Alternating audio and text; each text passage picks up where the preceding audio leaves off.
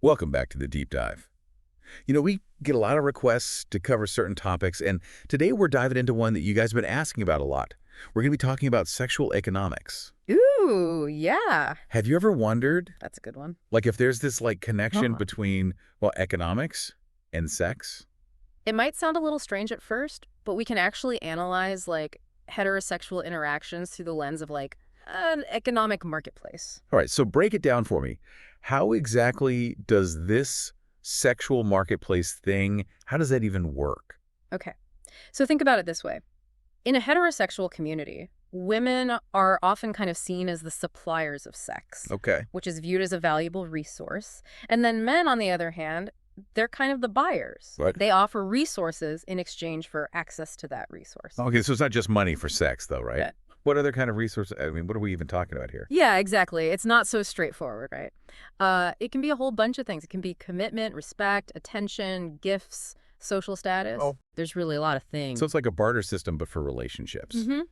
That's kind of an interesting way to think about it. It is. And I'm guessing the value of all these resources can fluctuate just like in any other market, right? Yeah, you're totally right. The price of sex, so to speak, air quotes, it isn't like a fixed thing. It's influenced by all sorts of factors, like including the sex ratio, Yeah. the number of men versus the number of women in a community. That makes sense. So if there's way more women than men, the price might be lower because there's, way more competition, right? Exactly. And there was this really fascinating study done by Guttentag and Secord back in 1983. Okay. And they found that societies that had more women Okay. tended to have more permissive sexual norms. Interesting. And conversely, societies with fewer women tended to be more conservative Wow. and place a higher value on female chastity. Wow, that study really brings this whole concept to life. It makes you wonder how these market forces could be playing out in our own lives without us even realizing it. Yeah. Now let's talk about another key principle. Okay.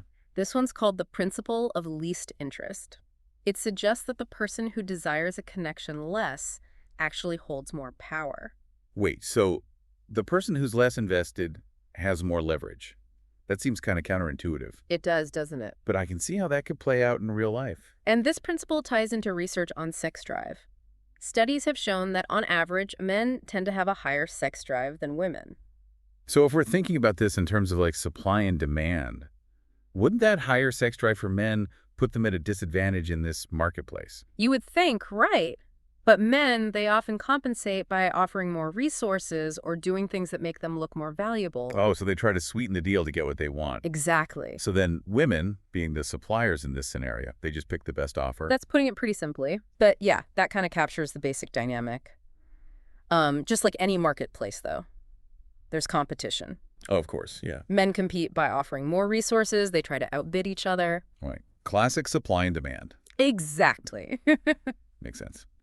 But how do women compete? I mean, it's not like they're, handing out coupons for a free date or something. That's true. Women's competition, it's more complex and often revolves around enhancing attractiveness or maintaining this reputation for exclusivity. So it's like signaling their value in a more, a subtle way. Yeah. This reminds me of something I read about, female gossip. Oh, tell me more. Well, from an economic perspective, it almost seems like women gossiping about each other's looks, or the number of partners that they've had. Okay. That could be a way of strategically trying to devalue a competitor's stock in the marketplace. So by highlighting flaws or past relationships or whatever, they're trying to, I don't know, make themselves look more desirable in comparison.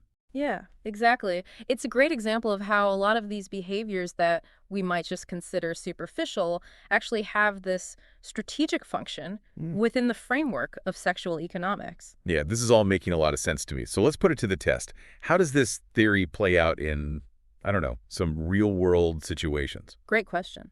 Let's start with something, kind of obvious. Prostitution. Why is it mostly women selling sex to men? Well, that one seems pretty straightforward. It fits the whole buyer and supplier model perfectly. Right. Men are seeking a specific service, and they're willing to pay for it. But what about, the reverse? What about women paying men for sex? Yeah, you're right. It does happen, but it's generally less common, and it often has some different dynamics going on. For example, there's some research that has shown that women who pay for sex, they try to kind of frame it as a romantic relationship. So it's like they're trying to disguise the transaction to make it fit within societal norms. That's really interesting. It is. It kind of suggests that even when the traditional roles are reversed, there's still this underlying pressure to conform Yeah. to the broader market expectations. This is giving me a whole new way of looking at relationships. What about infidelity? Why is female infidelity often judged so much more harshly than male infidelity? Well, think about it. If we consider female sexuality as this very valuable resource, Right. then female infidelity could be viewed as giving that away for free Oh, okay. outside the established relationship. Like breaking the contract. Right, exactly. And male infidelity, it's often seen as less of a threat. Because men are the buyers, not the suppliers. Yeah, exactly. Unless, of course, the male infidelity involves him diverting resources to another woman, Okay. then it becomes a direct threat to the existing exchange. This is really starting to make sense to me. It's like all the pieces of a puzzle are suddenly falling into place. Yeah. And speaking of pieces falling into place, let's talk about courtship rituals. So how do things like gifts or going on dates or declarations of love, how do all those fit into this whole economic model? Well, if we're going to stick with the marketplace analogy, wouldn't all of those be seen as like investments that men make Yes, to increase their chances of getting access to sex? precisely. It's a way for men to show that they're willing to provide resources and maybe commit to a longer-term thing. Okay, so is a fancy dinner date basically just a man showing off his buying power? That's one way to put it. And women, in turn, assess those offers and decide if they want to keep, I don't know, investing. Yeah, that's a good way to put it. But of course, it's not always so calculated or Yeah. transactional in real Yeah. life, right? There's Yeah. emotions and genuine connection there too. Okay, good point. It's not all, cold, hard economics. Yeah, But it's still interesting to think about these underlying dynamics. absolutely. And speaking of fascinating dynamics, let's shift gears and talk about the sexual revolution. Ooh, that's a big one. Was this whole cultural shift, was this like a massive market correction because women were gaining more economic power? That's a great question. And to understand this shift, we need to look at some specific research findings. So research actually suggests that the sexual revolution was influenced by women having more economic independence, Okay. as women had more opportunities to kind of acquire their own resources outside of marriage. Right. Those traditional exchange dynamics, they started to shift. So it's like women just had more options. Right. They weren't as reliant on men for that, financial security. Exactly. That makes sense. But I've also heard that the sexual revolution had some like negative consequences for women. Yeah, that's true. Some research suggests that while the sexual revolution brought about more freedom Okay. and more autonomy for women, Right. it also led to a devaluation of female sexuality in certain ways. How so? Well, if sex becomes more readily available, its perceived value in the marketplace, it might actually decrease. So this could lead to a situation where women are kind of expected to be more sexually available without necessarily receiving the same level of commitment or resources in return. But that's a really interesting point. It's like that classic economic principle of supply and demand, Yes, exactly. but playing out in like the realm of relationships. Precisely. And this ties into another fascinating aspect of sexual economics, the suppression of female sexuality. You mean all those societal norms and expectations about women being, chaste and modest? Exactly. I always wondered where those ideas came from. Well, what's interesting is that a lot of this pressure actually comes from other women. Wait, so it's not just men trying to control women's sexuality? Not necessarily. That's kind of surprising. Well, think about it. From an economic perspective, it kind of makes sense for women as like a group to try to regulate the supply of sex to maintain its value. So if they collectively enforce those norms of chastity and modesty, Right. women can kind of increase their bargaining power in the marketplace. That's like those diamond cartels, right? Yes. They control the supply to keep prices high. That's a great analogy. By kind of restricting that supply of sex, women as a group, they're increasing the price, Right. meaning that they can demand more resources or maybe more commitment in exchange. Wow. That's a pretty clever strategy when you think about it.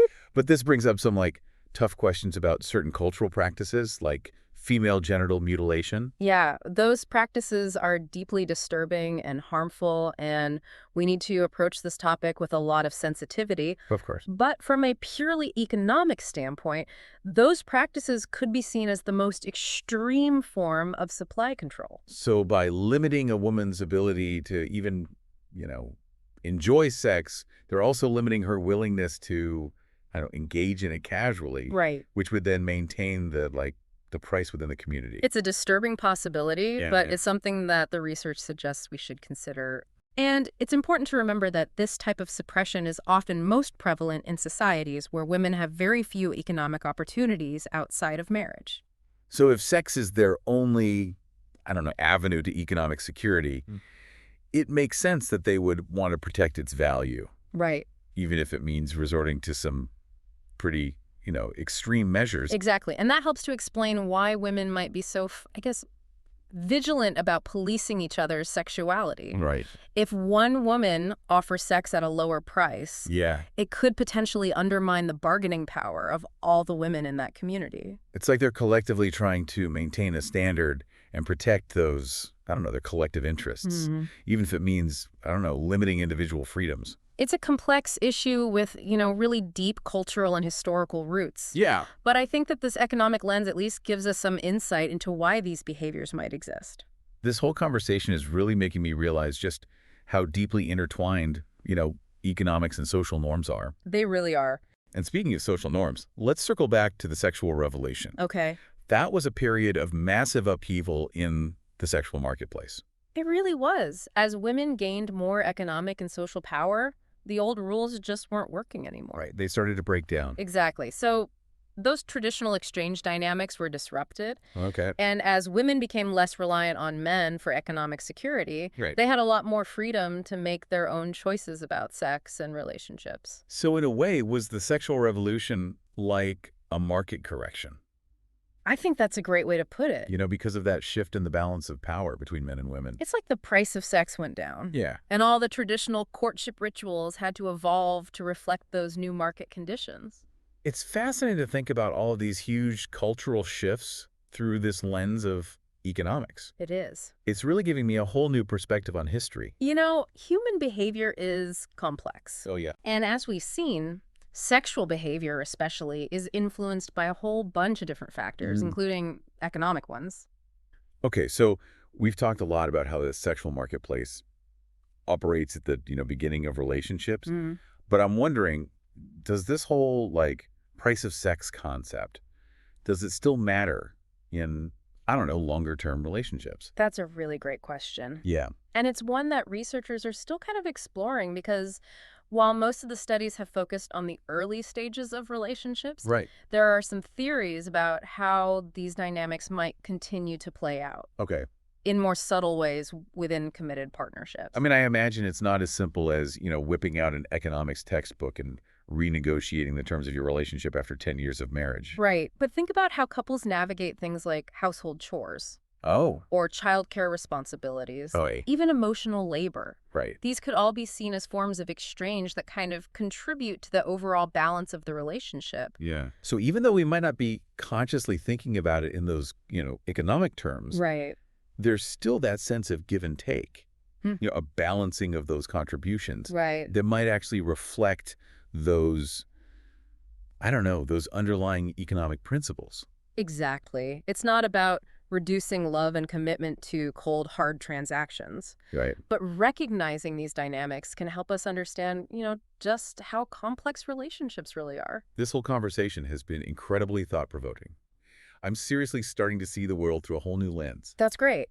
Now, let's shift our focus to another really interesting area where this theory's been applied, the differences in how men and women experience and Yeah. perceive their own sexuality. That's something I'm definitely interested in learning more about. All right, so we're back and ready to kind of unpack this whole idea of, how men and women experience their sexuality differently. Yeah, it's interesting to consider, how societal views on sexual experience can be so different. You mean like how a guy with a lot of sexual partners is often seen as a stud, Mm-hmm.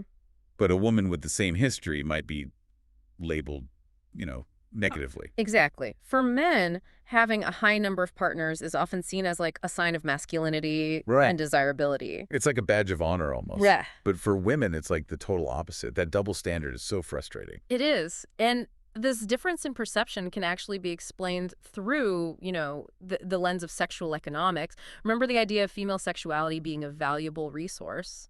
Right. So if a woman's seen as giving that resource away too easily, it can like, decrease her perceived value in the marketplace. It's like Exactly. that saying, familiarity breeds contempt. That's a good one. Scarcity often creates value, and this could explain why women are maybe more selective about their partners. Okay. While men, being the buyers in this scenario, they might be, I don't know, incentivized to be less discriminating. That makes me think about those surveys where men consistently report having more sexual partners than women. Statistically, it just doesn't add up. You've hit on a really important point.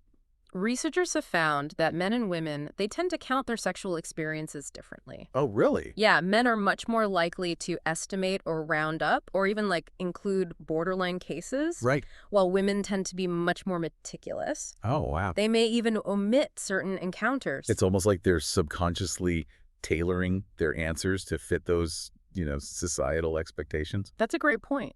Men might inflate their numbers to present themselves as more experienced, Okay. desirable, Right. while women may downplay theirs to appear more, selective and virtuous, aligning with those cultural norms. Wow. So even our memories of our sexual experiences are being kind of filtered through this lens of sexual economics.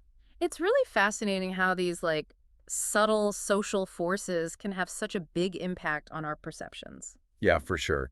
So we've talked about women suppressing female sexuality as a collective strategy to maintain that value. Hmm. But how does this economic model explain, why women might be aggressive towards each other? Well, if we think about women as competing for, the same pool of buyers, Okay. they need ways to stand out from the competition, to differentiate themselves. So instead of fighting over resources directly, they're fighting over, I don't know, reputation or attractiveness? Exactly. Think about some common forms of female on female aggression, Mm, gossip, rumors, social exclusion. okay. All of that is about damaging a rival's reputation, Right. making her seem less desirable to men. So it's like a strategic game of social chess, Yeah. trying to, I don't know, maintain or improve their position in the marketplace Mm-hmm. by kind of subtly devaluing their competition. Precisely.